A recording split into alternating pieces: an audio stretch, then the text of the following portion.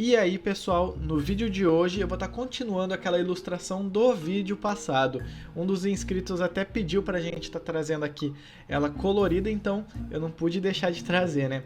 Algo muito interessante que quando vocês criam um design de personagem, né? Vocês criam o seu personagem, deixa ele marinando aí 1 ou 2 dias na pastinha dele e depois volta para você ver se não teve novas ideias. O que aconteceu comigo? Eu tive novas ideias para esse personagem. Depois de ter tido essas ideias, eu resolvi refazer ele com uma pose diferente e tal. Não que ele tenha ficado completamente diferente do anterior, mas eu incrementei ele, sabe? Eu dei um up no personagem. Porque eu já tinha uma pré-ideia estabelecida, então eu só dei uma melhorada nela. Depois de ter feito isso, eu passei para Line Art. E gostaria de deixar esse adendo aqui que a Line Art é muito importante. Mesmo que você não vá apresentar ela no seu portfólio, no desenho final, vai ser só o personagem colorido e tudo mais. Treine Line Art, é muito importante. A gente às vezes fica pulando isso porque a gente sabe que só vai pintar e a linha vai sumir. Mas eu acho muito importante. Eu às vezes deixo meio de lado, aí quando eu volto, minha Line Art está toda cagada.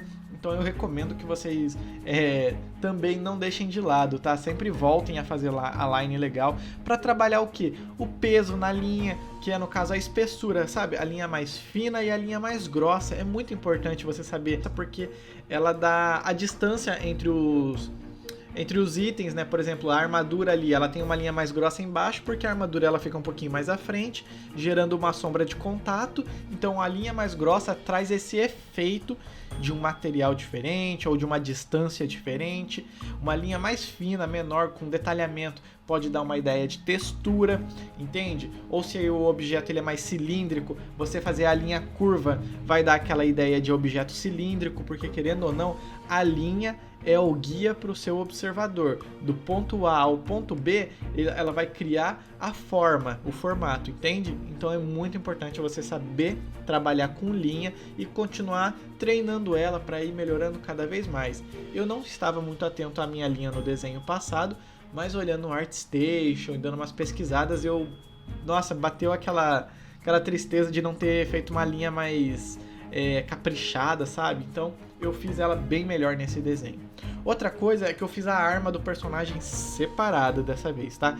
Eu fiz ela junto com ele, né, no caso, daí eu usei uma máscara de recorte, que é quando você seleciona uma área específica e projeta ela numa segunda pranchetinha.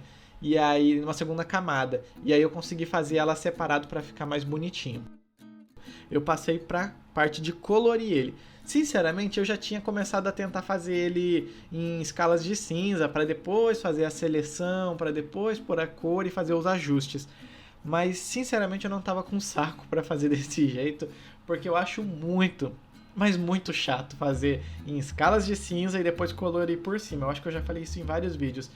É um processo muito legal, assim, pra gente entregar projeto e tudo mais. Ele fica mais separadinho, organizado e tudo mais. Só que, sinceramente, como esse é um projeto pessoal pra mim, eu acho muito pé no saco ficar fazendo tudo do jeitinho ideal para depois mudar. Então eu gosto de fazer algo que me agrade para mim me manter motivado no projeto e não parar. Porque se eu ficasse fazendo como se eu fosse entregar ele para uma empresa com todas as camadas separadinhas, cortadas, eu ia ficar estressado e tudo mais. Então para mim não vale fazer isso agora. Até porque o projeto é para mim. Se fosse para uma empresa, eles podem voltar e falar, olha, muda a cor disso, altera aquilo, aí faz sentido, tá tudo separadinho, bonitinho. Mas como o projeto é meu, eu que vou dar a palavra final, então, né, para mim tá bom assim. E é claro que eu também ainda, durante esse processo, o que eu fiz algumas peças da roupa em camadas separadas para mim ir mudando a cor e ver se realmente não dava para pôr outra. Ali, ó, vocês viram? Eu dei uma mudadinha para ver se realmente não ia ser melhor trocar aquele azul escuro por um verde, um marrom, tal. Então querendo ou não, eu ainda vou dando uns testes durante a pintura, sabe? Porque como eu faço separado cada cor de camada ali que eu tô renderizando, eu consigo fazer esses mini testes ao decorrer da pintura sem nenhum problema. E também, se eu precisar pintar tudo de novo, é só usar a seleção, né? E depois ir mudando nos ajustes ali, que, nossa, é facinho.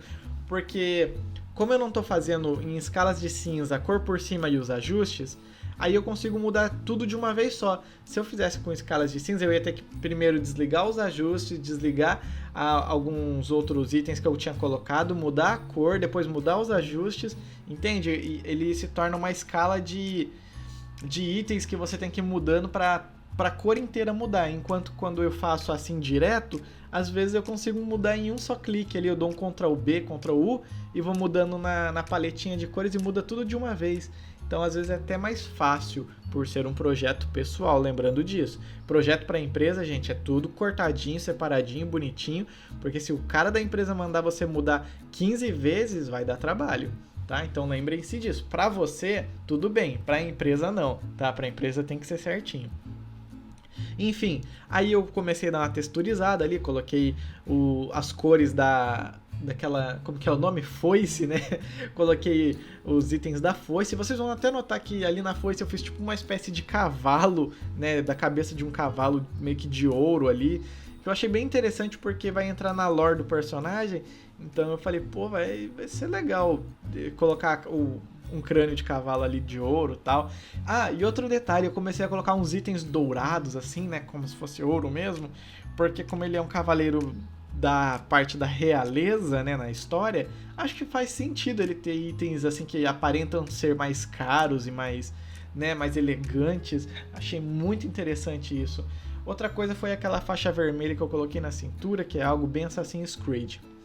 Com relação à pintura, para mim chegar nesse processo, é muito estudo de Norman Rockwell, o Lion Decker também. É você pegar as pinturas do Norman Rockwell e do Lion e ficar estudando. Refazer ela, sabe? Você pega uma e faz exatamente igual, entende como que ele fazia o sombreamento das dobras, né? Do drapeado da roupa, sabe? Quando a roupa ela dá uma dobradinha, aquilo é o drapeado. Quando faz aquele drapeado da roupa e tudo mais, é muito legal. Então, fica aí a recomendação, estudem Norman Rockwell, que tem muita gente que critica ele, mas eu aprendi muito de pintura digital com ele, tá?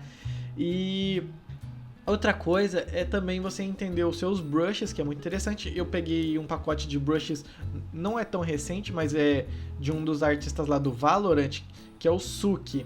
E eu tô usando praticamente 2 brushes só nesse desenho. Eu usei um que é um brush duro, né, que é um pincel duro, que é basicamente se eu usasse o pincel redondo normal do Photoshop. E outro eu usei um smudge, né, que é um mais esfumaciadinho ali, só para fazer a mistura de cor. É isso. Eu não fico pegando um monte de pincel diferente e tudo mais. É 2 ou 3 pincéis no máximo para esse tipo de pintura. Se eu for voltar para esse personagem para detalhar mais ele depois, eu até poderia usar outros, mas até esse ponto que eu cheguei, são 2 a 3 pincéis, tá bom? Eu espero que vocês tenham gostado do vídeo de hoje. Comentem aí o que vocês acharam. Se vocês tiverem alguma dúvida do processo de pintura, eu também quero que vocês perguntem aqui, que eu posso até formular um vídeo respondendo as perguntas, tá? E aqui tem uma breve apresentação do personagem, do ponto de partida que a gente fez ele no vídeo passado, até o ponto que a gente chegou hoje. Eu espero que vocês tenham gostado e fica a dica de hoje. Estudem materiais, peguem imagens de armaduras, estudem como que funciona o metal, estudem tecido e até a próxima!